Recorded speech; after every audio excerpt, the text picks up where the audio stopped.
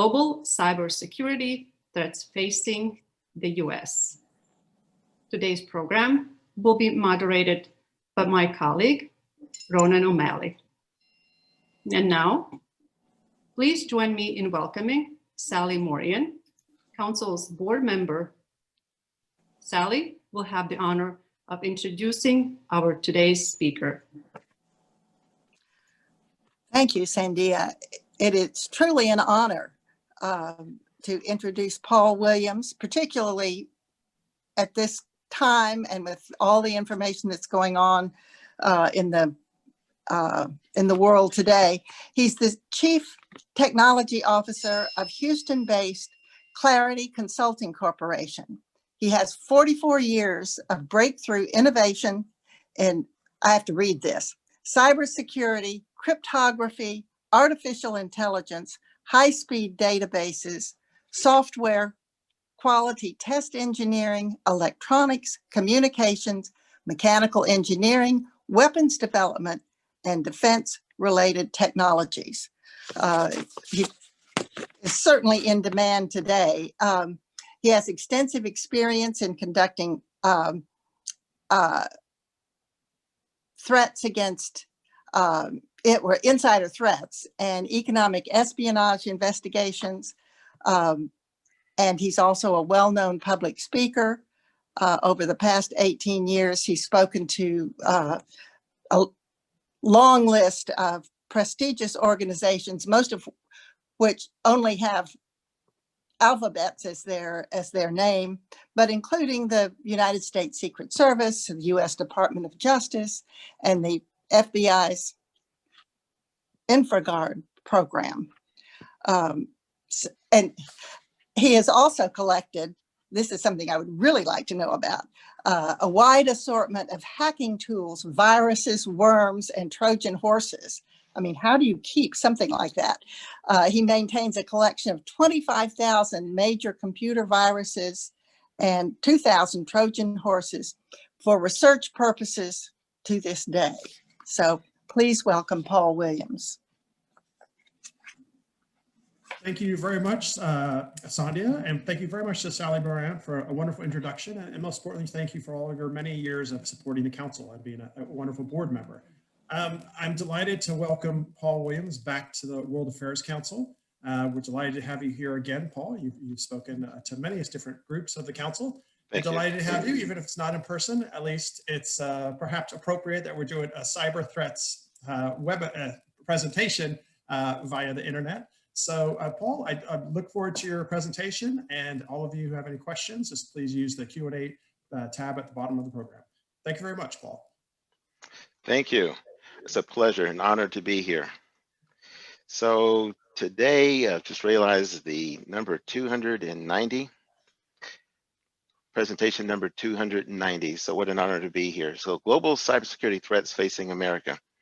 Let's take a look at the next 35, 40 minutes here. And we're going to make the case that a national crisis looms. Years of inaction are catching up with our country. We're going to say, look at just how vulnerable is our country. We're going to have a countdown to disaster, America's top 4 cyber enemies. We'll take a look at America's 2020 election, where our adversaries electronically disrupt our presidential election. It's very difficult, and it takes a lot of work to track that down, to stop it, to prevent it, to positively attribute certain nations. We also will take a look at America's cyberwar capabilities, and then we'll have your questions and answers facilitated by Ronan. Let's get started. So years of inaction are catching up with our country. A national crisis looms despite a decade of strident warnings from America's cyber warriors. We're going to start with this section because without it, the natural reaction is from someone watching this is like, why haven't I heard this before?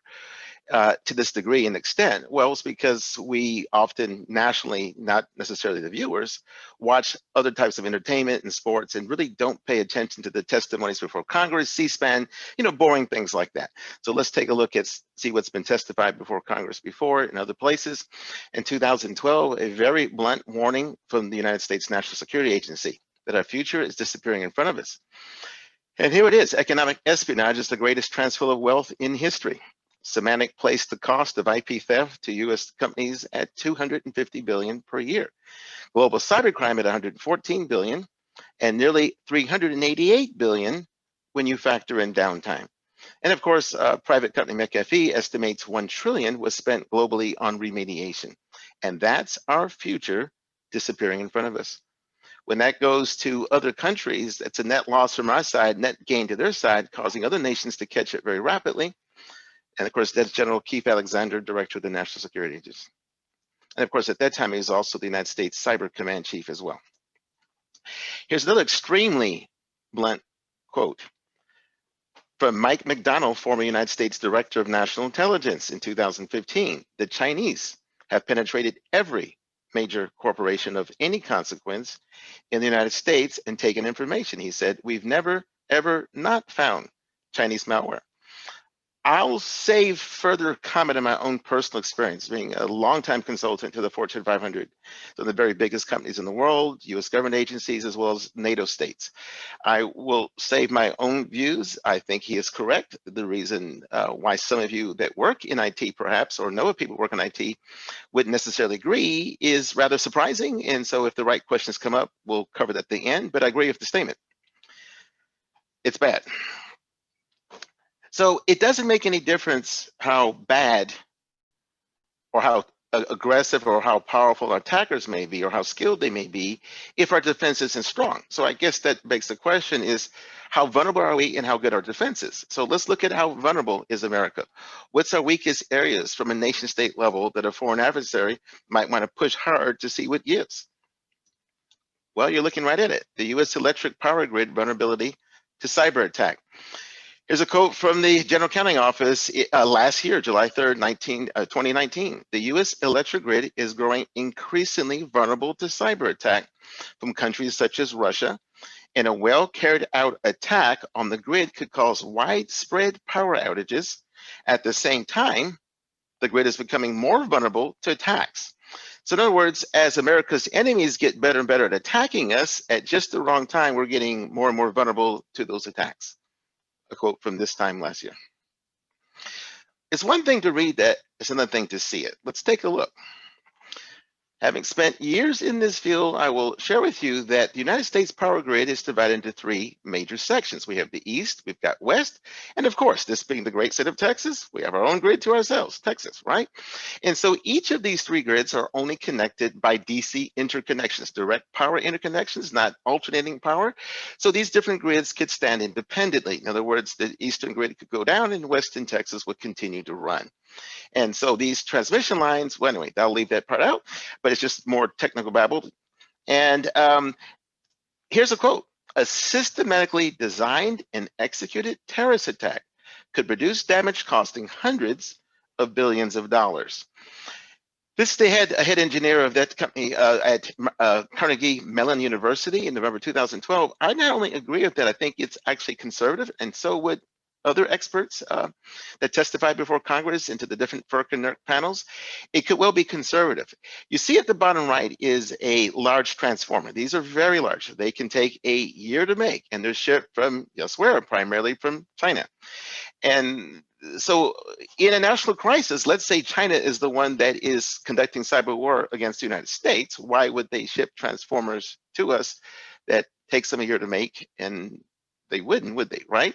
They would, so basically we're extremely vulnerable to certain types of cyber attacks that a skilled adversary, a nation state, is certainly skilled.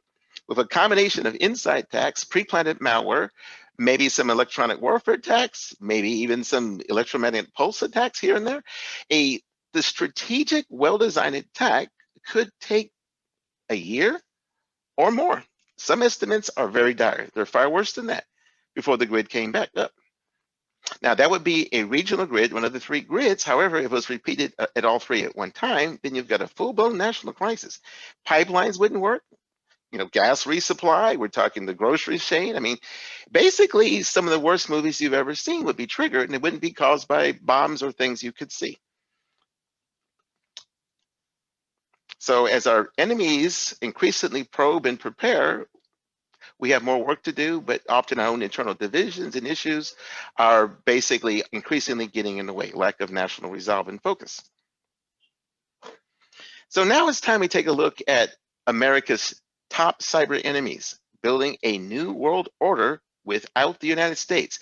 That's increasing the stated goal of at least 3 of the 4 countries we're about to talk about, and often the 4th one as well. So who's number 4? We're going to start with number 4 and count back to number 1. Well, I'm ranking North Korea as number 4 on our top 4 enemies list of cyber warfare opponents. So here is the Democratic People's Republic, their cyber warfare unit as published by them. A lot of information here. We're going to take these one by one. You're welcome to speed ahead, but I'm going to have some commentary that considerably exceeds these slides, so stay with me. So what are the primary goals of the Democratic people of North Korea? It's regime survival at all costs.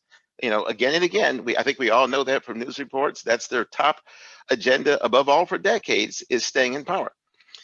Second goal is to support the first, build their weapons of mass destruction program by any means necessary, including eluding international sanctions, large-scale cyber theft, and using threats and intimidation to force an end to international sanctions.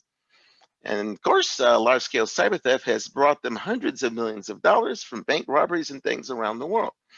So I'm giving them a cyber power rating of 3 on a 10-point scale. Let's take a look at how they do it. Their cyber attack tools, methods, and capabilities are remote control attacks, taking control of computer systems and leveraging behind the lines from there, monitoring, listening, and waiting for moments of opportunity, exploitation, basically hacking something to get something else and repeating the cycle, and destruction of computer targets using planted malware. Software that's malicious, in other words, planted to destroy things. They're able to exploit poor to moderately well-defended computer systems and IT networks. They're not necessarily capable of destroying a well-defended, but certainly the poorly to moderately defended. The primary cyber attack targets so far largely have been financial institutions, again, regime survival, no matter what, let's get some currency, and cryptocurrency exchanges. Again, hundreds of millions been stolen. It could be right about $1 billion now, maybe 1.2 billion total that they've stolen to keep their economy going. Do cyber theft. And the other top target is any organization that insults North Korea's leader, Kim Jong-un, which of course Sony was a notable example, devastating attack by North Korea on that company.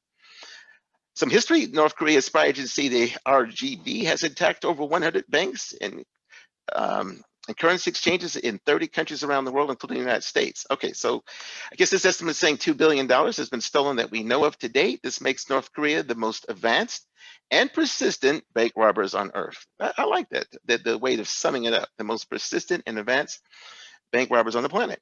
Social media influence campaign capability, limited so far today as far as skill to really do it, and not very effective, not much work there in terms of using Facebook, Twitter, so forth to accomplish their goals. What is the maximum? What is the worst case they can do? I believe we have to prepare against the worst case when it comes to nation state attackers. The worst that they can do, in my judgment, is limited financial theft, destruction of entire divisions of some U.S. companies, not necessarily large corporations, but certainly entire divisions of certain companies, temporary disruption of narrow, limited portions of our national critical infrastructure, the things that are vital to the operation of the United States and its major functioning industries in the government. And that's North Korea at number 4. Let's see who's at number 3. Well, Iran. I'm ranking Iran as top cyber adversary number 3. Here's some of the Revolutionary Guards that both are special forces and dabble in electronic warfare. Very advanced. I'm rating them as a cyber rating of 5 on a 10-point scale. The primary goals are to be the unchallenged regional superpower dominant in the Middle East, destruction of Israel, American, and moderate Sunni Muslim influence in the Middle East. That's their often stated goal, no particular secret there.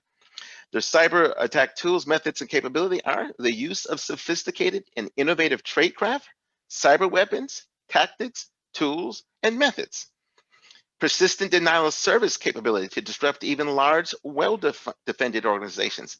They may not necessarily take it down or even be able to take it down, but certainly capable of very large-scale denial of service attacks to prevent legitimate users from getting to their e-commerce sites and so forth and websites.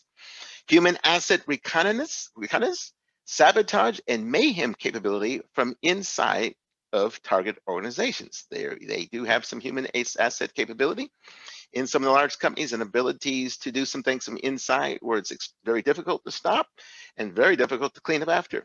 They're able to exploit moderate to even well-defended computer networks and computer systems and IT networks. Primary cyber attack targets today have been Israel, the United States, and U.S. allies throughout the Middle East, like Saudi Arabia, U.S. financial institutions, mainly so far for disruption, not theft, and that's more Iran's allies rather than the Iranian government itself, so far that part. U.S. automated computer systems controlling industrial plants, pipelines, and the power grid. There's been some dabbling there. So far, social media, yes, they're doing a lot more than North Korea, but nothing like the numbers 2 and 1 on our list. So yes, influence campaigns using social media to try to get their points. They're just not particularly skilled at it, but have some activity there. What is the worst Iran can do? Disablement or destruction of entire US corporations, city governments, county governments, and state governments. Temporary, moderate to severe disruption of limited sections of our national critical infrastructure. It could take 6 months to a year to fully recover from some of the damage they could do. And that is our type cyber adversary number 3. Wonder who's at number 4. Well, some of you might be surprised to see China at number 2. If you're talking about military tactics and weapons, with the exception of nuclear weapons, where Russia remains number 1, I'd probably put Russia number 2. But at number 1 in military power, with the exception of Russia being 1 in nuclear weapons only. But in cyber, strictly electronic attack, I've got to put China at number 2. Intense capabilities, but we'll see what number 1 can do in comparison. So starting with China. Their primary goals are unchallenged superpower dominance in Southeast Asia and the Pacific Rim. The big goal is to confine the United States to the Eastern Pacific, from Hawaii back, leaving the Western Pacific Ocean and the Yellow Sea to China. Achieve economic and military superiority over the United States by stealing intellectual property from American businesses and defense secrets from U.S. military defense industrial complex. They're nonstop at that. Give them a cyber war power rating of 8 on a 10-point scale. This is a whole different class up from Iran. Cyber attack tools, methods, and capability. A wide range of cyber attack weapons and approaches ranging from low-tech to brute force to social engineering to clever email scams to extremely sophisticated, technically advanced cyber attacks.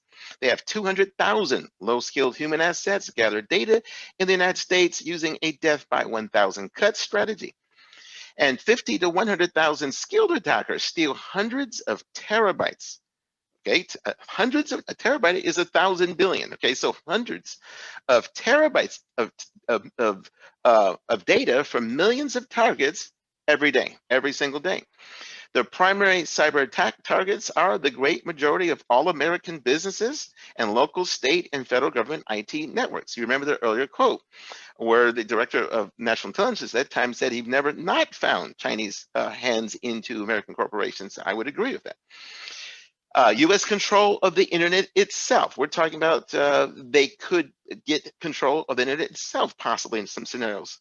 U.S. cell phone networks and other communications. U.S. national critical infrastructure technologies. Not one, potentially all of them in a full-out war situation, and command and control of U.S. military logistic chains. Again, not necessarily the classified networks, but certainly the difference, the command and control networks. Influence campaigns, very aggressive across Southeast Asia and Australia, active in the United States and Europe using social media. Undercover, posing as us. Maximum U.S. vulnerability, substantial disruptions across wide swaths of our national critical infrastructure, significant impact on the U.S. economy. You're talking, I would say, 20 to 30% stock dive, and it would stay that way for 2 to 3 years. Disruption of United States military readiness. And that is our cyber warfare enemy number 2. And now the build up to number 1. Well, first of all, I'm going to ask you a question. Who is the most powerful man in the world? As Americans, we just grow up from children, or youth, always thinking it's the United States. Well, yes, that was the case. But I think the baton has been passed now. The most powerful man in the world is not the President of the United States anymore. It is the President of the Russian Federation, Vladimir Putin. They have more nukes on standby than we do. They're extremely aggressive. He alone controls the whole thing, whereas we have divided political leadership, as you well saw last night, right? So Forbes 2015 and CNN in 2017 both named Russian President Vladimir Putin as the world's most powerful person and also richest, several hundred billion. He's not ranked on the Fortune list because he's opened his books, but that's the estimated guess. And a lot of that is illegitimately gained, may I say? Why are the Russians doing what they're doing to us? Why are they building up capabilities? Well, you know what? The United States, I'm an American, I'm red-blooded, I've been a patriot behind the scenes for years in both sides of the government and commercial fence. I will tell you though, no nation is perfect, and not even some of the worst countries on this earth are totally wrong. And so let's take a look at the Russian perspective. This is, after all, the World Affairs Council, where we look at all sides trying to come to some understanding of nation states. And I commend the World Affairs Council for that. So haunted by centuries of invasions, Russia is infuriated by NATO's continued eastward expansion. The United States denied this for a long time, but declassified documents now prove that this is actually the case, just like as the Russians said. On February 9th, 1990, U.S. Secretary of State James Baker promised Soviet leader Mikhail Gorbachev that if the USSR ever allowed East and West Germany to unite, that NATO wouldn't move 1 inch closer to Russia. Well, as you can see, this promise obviously has not been kept. Here is the current map showing all the US and NATO outposts. Very frankly, the Russians feel surrounded. This is because of their history. It may not make sense, but when a country has 3,000 nukes on, launch standby, we probably should listen to the viewpoint a bit more. They feel lied to. They feel surrounded. They don't like it, and every Russian you talk to, I mean, from the early age, they all are taught to hate this, and this is their viewpoint. I don't think we're going to change their viewpoint. This promise has obviously not been kept. It's been broken multiple times over, despite strident Russian protests for years. The Russian government and its people have not forgotten or forgiven our broken promise. Going back to cyber, so who's our number one? Obviously, Russia, the Russian Federation. There's Vladimir Putin for you. Their capabilities are astonishing and formidable. They've gotten drastically worse in the last few years. Primary goals: untested superpower dominance in its sphere of influence, particularly in bordering states. Supplant U.S. strategic influence globally through any means necessary, including by eroding U.S. democratic institutions, undermining U.S. foreign relationships, and destabilizing democracies around the world. Give them a cyber power rating of 9 on a 10-point scale. For cyber attack tools, methods, and capability, they have everything. Highly skilled tradecraft and espionage in cyber attacks, mastery of cutting-edge innovative cyber attacks, and ultra-sophisticated electronic and IT network spy devices gives Moscow the edge against even well-hardened computer defenses and networks. That's the great equalizer, is the formidable physical devices, not things you've seen in the movies, but they work and extremely effective. In an all-out war situation, it would be devastating. A network of aggressive, well-trained spies in this country facilitates espionage and even sabotage when needed. The primary attack targets are U.S. strategic political, military, intelligence, and commercial targets in all 50 states and U.S. allies abroad. Communications, internet service providers, U.S. national critical infrastructure, military logistics, intelligence operations, space systems, the U.S. power grid, and even United States nuclear weapons command and control facilities, systems. Have a very aggressive, very powerful, very successful U.S. Social media campaign capability, operating not only against us, but around the world against our allies as well, disrupting their governments as well. Very effective, extremely persistent. They never give up. Every day it's an endless avalanche of accounts they create. It takes time to discover, and they never stop. Maximum U.S. vulnerability, severe disruption of wide swaths of U.S. national critical infrastructure, including the United States power grid, significant disruption of U.S. military troop movements, disruption of U.S. electronic command and control systems for strategic nuclear weapons. More info about that on our next slide.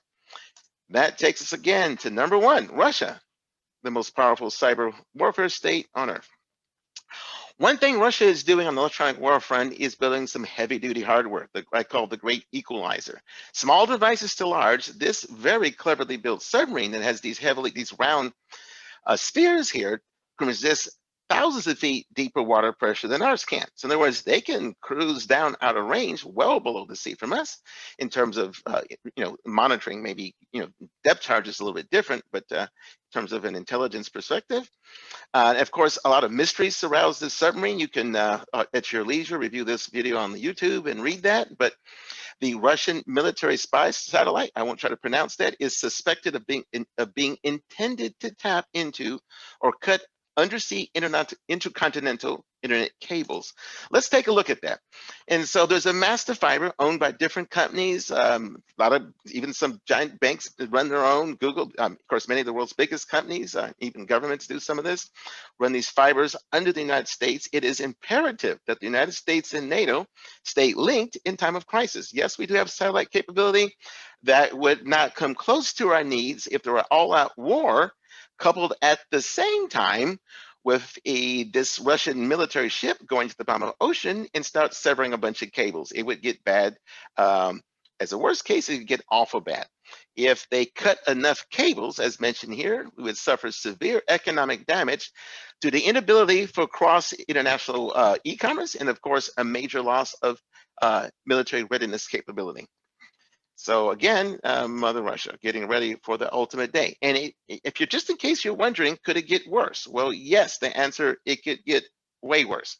First of all, here's General Paul Makoson, not pronouncing that right probably, Director of the National Security Agency and Commander of the United States Cyber Command, testifying before the Senate Armed Services Committee for the need for more cyber warriors to counter sustained Russian and Chinese cyber campaigns in the United States. So many of you are going to be shocked and horrified at the next part of this slide, but it is true. In reaction to Russian technological advances and sophisticated cyber attacks, in 2018, the U.S. Department of Defense for the first time adopted a doctrine permitting a potential U.S. nuclear response to a crippling electronic attack or even attempted attack on U.S. nuclear command and control weapon systems. And I think a lot of people are absolutely stunned. How is it possible that an invisible electronic attack could result in a United States retaliatory nuclear strike? Is that, where did that come from? Well, it's been in the nuclear posture review since 2018. All you have to do is download it from the government site and read it. Here's what it actually says. It's all in nuclear weapons, defense speak, but that's what it's saying basically is, and here's why. Here's why. You sit in the command centers in the Pentagon and decide what decision you'd make. The Russians, I'm not going to say anything more that's actually in the nuclear posture review. It makes some allegations, you can read it there, that the Russians have been experimenting with trying to gain control of some of our aging landlines, the communication systems that run landlines out to our nuclear weapons silos out in the Northwest Wyoming and so forth. Now, if the Russians were to grab control of that successfully, it might be too late to launch the missiles, which, if it's too late to launch the missiles, all but invites the Russians doing this in the first place. In other words, a preemptive strike on the United States consisting of an electronic attack coupled with a surgical strike, causing the United States to have to surrender. So the only defense we have at present, so over the next 10 years, all these things are rebuilt and the new nuclear weapon systems come online with better command and control systems, is the only thing we have for the next 10 years is the threat of retaliation at even the attempt. So now is the official policy of the United States that even the attempted takeover of our nuclear command and control systems called NC3 can result in the United States attack. Otherwise, we're in a use them or lose them situation. That's how bad cybersecurity in America has come, that electronic attack can result in nuclear war. Let's talk about America's election. Perhaps that will be better. Perhaps that will ease our migraine. No, I don't think so. But will our adversaries disrupt our presidential election? Yes. The issue is how. Russia has multiple ways to accomplish its goal of disrupting the 2020 US presidential election. And one of them is they don't actually have to do anything. They just need the perception they did something and they still win.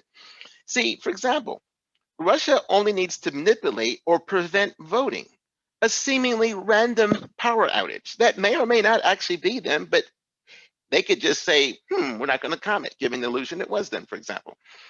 And so if that happened in one of these contested districts, particularly Pennsylvania, Florida, Ohio, where it could swing the whole election, basically it would spark endless vote challenges or even cause Americans to lose confidence in the outcome of the entire US presidential election.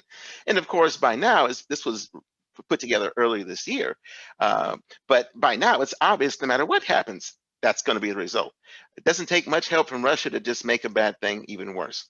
Russia can spread clever disinformation online via social media campaigns. Even a bogus leaked claim that Russia manipulated the vote could still achieve the same ugly result in this bitterly divided nation as would the Russians actually doing so. They could take, for example, the winner and make one claim to that person's supporters, and meanwhile, on social media, take the opposite claim from a different set of Americans that are actually Russians to further push this nation over the edge and not actually lift a finger or do anything. In a worst case scenario, it may not take much of a push. The Russians started talking about driving the United States into civil war. I kid you not, in 2004. That's when the first papers started coming out about how the Russians might be able to drive us into civil war. And of course, even if the Russians didn't do 1 through 3, they're certainly doing 4, is aggressively disrupting local and national elections throughout many of the third world countries. So in UN votes, in time, it'll be so stacked against us, we'll have very hard to find allies. So the Russians are busy, and now that's their plan to dominate even more than they already have, the United Nations. Russian influence campaigns in the US presidential election. Things have happened I never thought in my life I would ever see. Never did I ever dream that we'd see some things happening in our country nowadays. Russia is well on track to accomplishing its publicly stated goal of containing American power through division, diversion, fear, suspicion, spying, undermining our democratic institutions, and turning us against ourselves using any and every dirty, underhanded method it takes. And very frankly, America's political parties are busily assisting the Russians. So, a brief mention of our capabilities, and then we'll hand it back over to Ronan. But what are America's cyber capabilities? We're not just going to sit here and take a punch. What is our ability to defend ourselves and to counterattack for deterrence capabilities? Very frankly, formidable, extremely, extremely powerful. The issue is, do we have the political willpower to do it in our dividing nation? Thankfully, I'm going to be a little bit cautiously optimistic.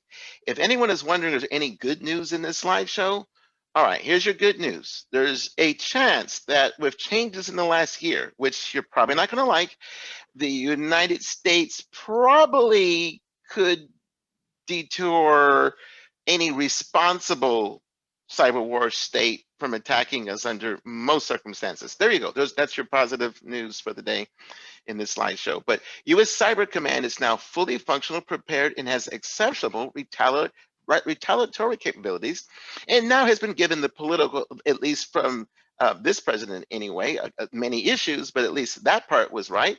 So February 14, 2019, these two generals are testifying before the Senate Armed Services Committee, basically saying that Russia caught us off guard in the 2016 presidential election, but it won't happen again this time.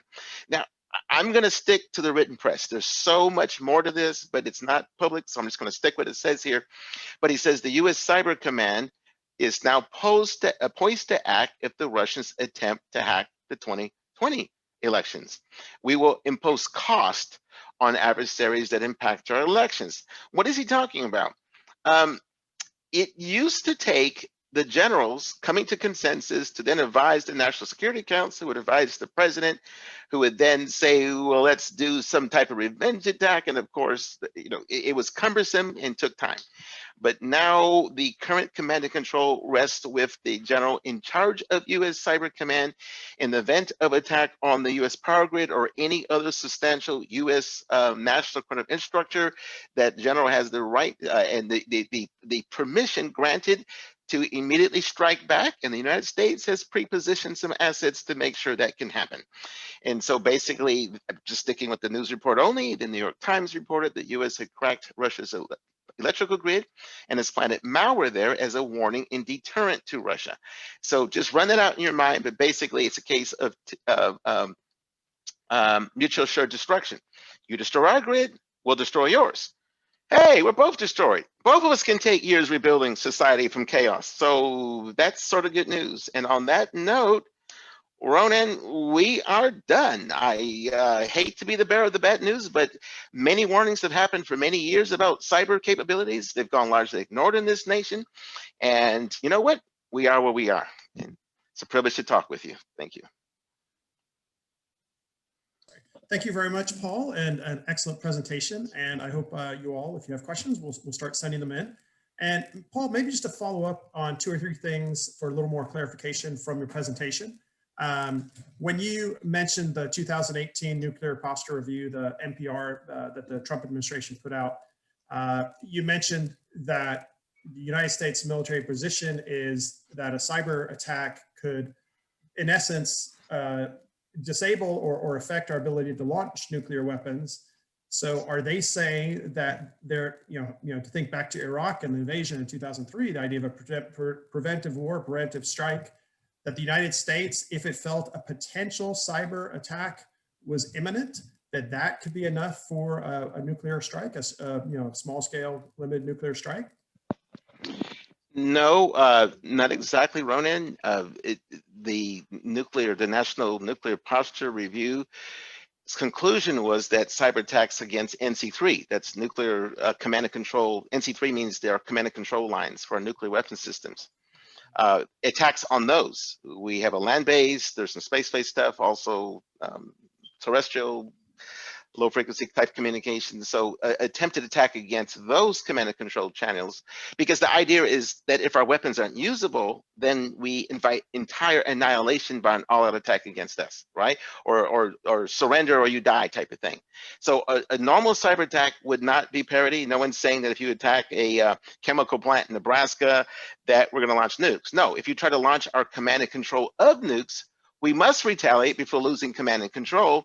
Right now, there's no other alternative. Now, in the event of a cyber attack by a foreign power on us that's substantial, the United States will definitely strike back with a cyber attack.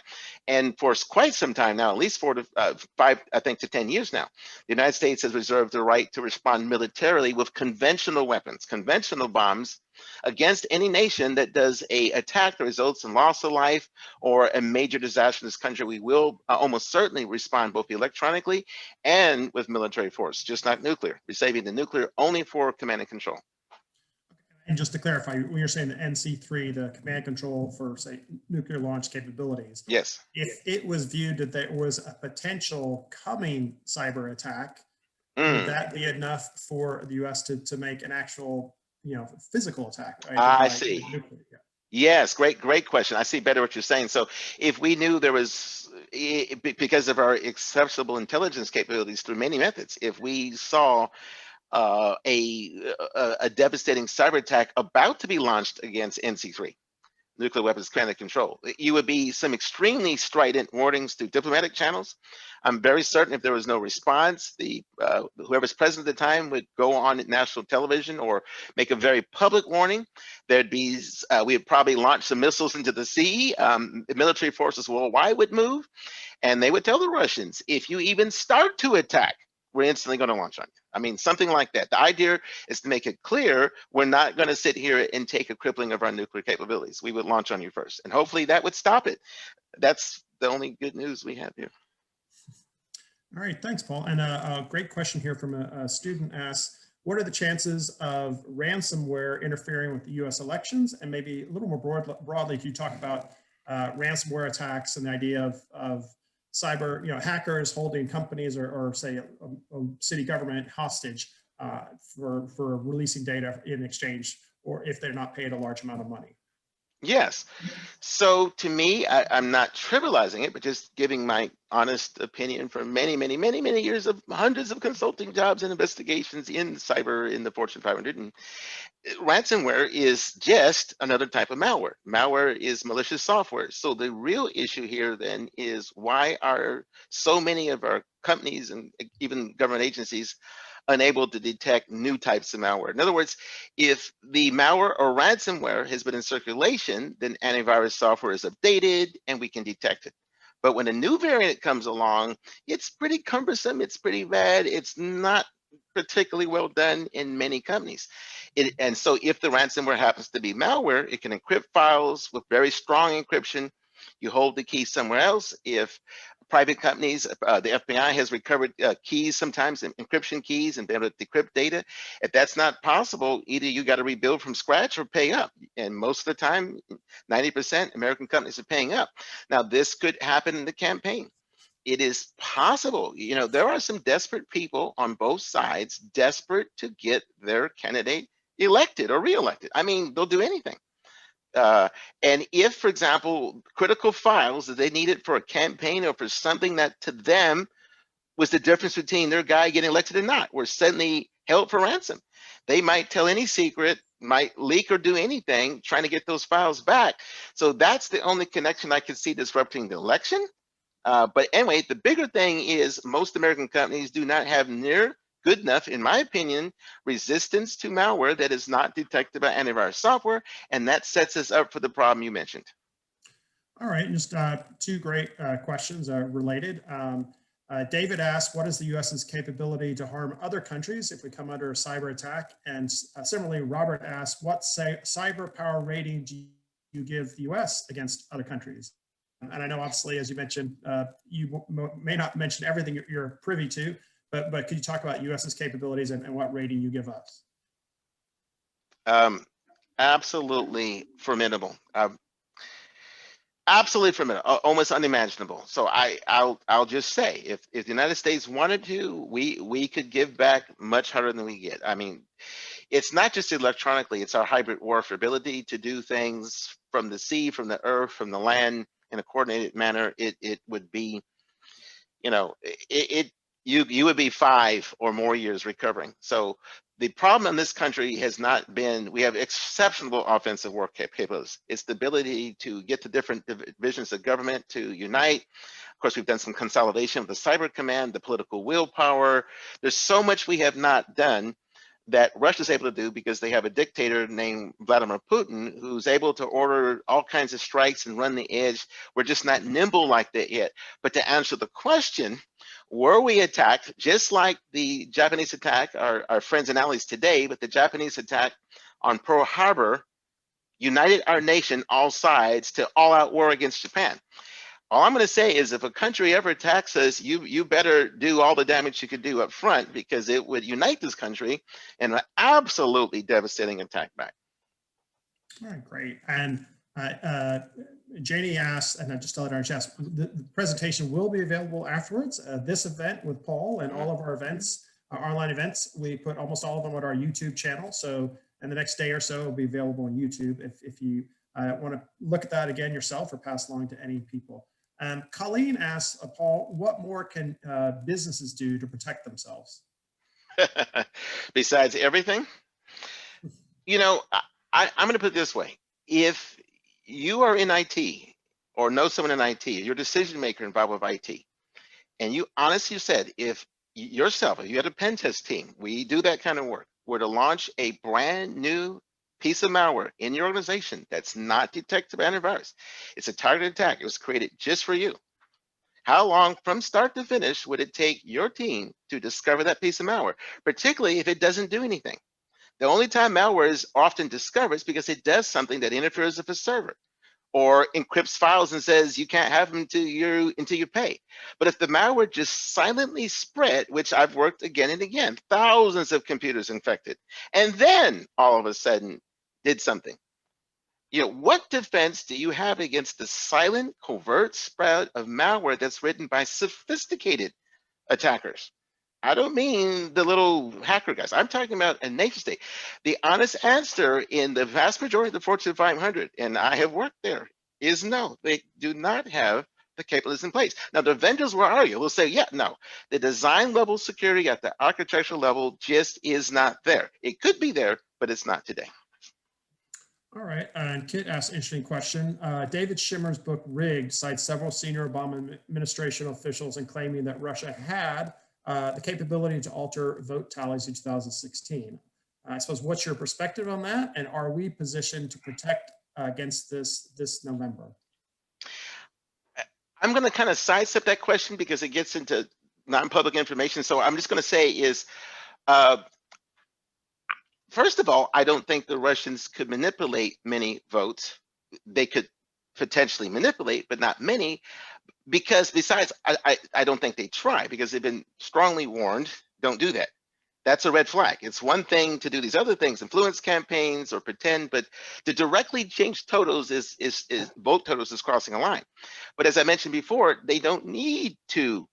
They don't need to actually do it. They just need to say they did it and the war is on. In other words, if this is the winner in November 6th and here's the loser, and Russians claim, hey, we helped this guy win, the war is on, because this person's not going to say you're right, they're going to say you're wrong. And these guys say you stole. They don't have to do anything. The Russians could accomplish the destruction of them after for years without lifting a finger. Why would you take risks when you don't even have to? Just spread the rumor you did. And just to kind of highlight what you touched upon in your presentation, from Russia's perspective, they're not particularly looking to change many votes. They're mostly looking to create uncertainty and sow doubt in the minds of American voters and voters in other democracies around the world. It's really more about forcing people to doubt their own democracies and their own government, correct? Yes, to delegitimize the United States and its democratic institutions. Remember, we call them a dictator state and have all these names. And in the minds of third world countries, which system do we use? Authoritarian control? Or do we use democracy? Where our democracy is fixing to look real foolish. It was looking bad last night, right? Why would you be, we're just emboldening dictators and corrupt governments worldwide, to use every nasty method to stay in power. Our moral authority to do anything in the UN is being eroded if we have any left. And that appears to be Russia's overarching goal, is at every hand undermine the legitimacy of everything we do so that there's two superpowers, if not three, running the world rather than one. And they say that again and again and again on Pravda.ru, the official voice of the Russian government, Pravda.ru. Don't look at Pravda.com. That's their American English translation. Go to Pravda.ru, grab that text and papers and translate it into Russian, and then you can see what they're really saying. I mean, they're very open about what they're trying to do. All right, another very good question. Bill asked, what, if anything, is keeping the U.S. from modernizing its power grid? I've been hearing about this vulnerability for at least a decade. We are a democracy. Each company has its own board of directors, its own profit and loss, its own stock symbol. And American companies are far more concerned about stock price and stock options. And maybe it'll be somebody else that gets attacked, and maybe what we have is good enough. And no matter where you turn, we're a profit and loss driven world. The government does not have the power to tell anyone, order more backbone transformers, take this offline, that's too vulnerable, fix that by the end of tomorrow, or we won't let you sell electric power to the grid.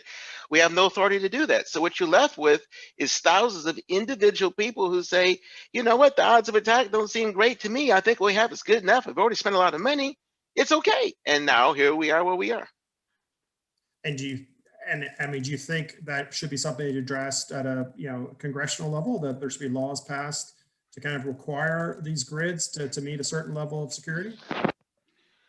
Well, short of changing our Constitution, we could pass all the laws we want, but American business is going to say who's going to fund it. Who's going to fund it? So if the United States government passes a law saying that critical infrastructure facilities like the power grid have to have these big transformers on standby, they're going to say, are you going to pay for it? That could be hundreds of millions of dollars. We're not going to pay for it. The government's broke. They're not going to pay for it. I mean, there's a lot of things we could do, Ronan, but we would have to have a longer discussion than this one to get to those solutions that need to be done at the national level. All I can say at the corporate level, if any of you out there say we should take a look, are there strategic things we could do that a relatively small amount of change can have a very large amount of positive impacts plus lower risk? Absolutely, there's things you could do. The national level is difficult, but individual companies absolutely can. Okay. Another great question from a student. Sangeetha asks, I'm currently an undergraduate student interested in working in cybersecurity. What skills do cybersecurity specialists need to prevent these threats to our companies and our country? Wonderful question. I love working with students, many colleges, many universities. Well, I will tell you is take everything your university has to offer, make that your major. Don't shy away from the hard engineering classes. A lot of people go for the, information security management. Yeah, you can major in that, but take the hard engineering classes. Be sure to take at least one programming class so you know yourself about coding.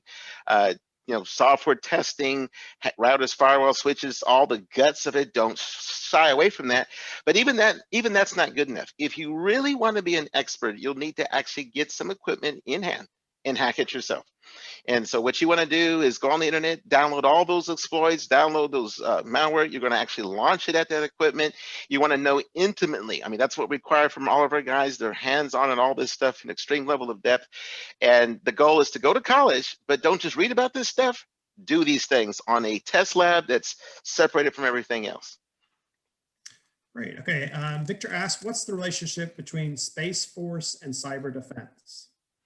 So the United States Space Force is our government's taking, in other words, instead of the United States Air Force that has both terrestrial things to do in terms of aircraft and space, let a dedicated Space Force do that. So if there's an attack, which could include an electronic attack, but there's also missiles that can hit silos or even satellites that can capture satellites in orbit and take them back. So they're out there defending cyberspace, defending our assets in space holistically, which includes to some extent electronic attack. So we're launching submarines that have a far more powerful transmitting power, more resistant to advanced electronic jamming attacks and other types of attacks and other things. And that's what they're focused on. All right. Interesting, quick question. Alex asked, how do U.S. embassies handle their information to avoid cyber attacks all around the world? Okay, great question. So a lot of people think that when you hear of a government agency being hacked or somebody hacked the FBI, they used to say back in 2000s or the 1900s. No, there's multiple networks. They have the so-called NIPRNet, sensitive but unclassified network, that connects these agencies and embassies and government agencies to the internet. It has got a lot of stuff done to it. It's well hardened. But ultimately it is connected to the internet. So the Chinese and Russians and sometimes ordinary hackers can have a field day in here sometimes. Then you have cybernet. That's the first classified network for secret level information. And that network runs in SCIFs, or heavily hardened facilities and rooms where there's elaborate controls. Those are not online with the internet. So, air gap networks, you might call it. And then of course, JWICs and other networks are top secret. Those are, again, another just Byzantine level of protection beyond, so no one's alleging the problem is there. It's more that in between network called NIPRNet that connects these agencies to the internet. That's where there's probably at least 5 million computers, and that's where all the problems are. Because yes, it's well defended, but the attackers are extremely skilled too.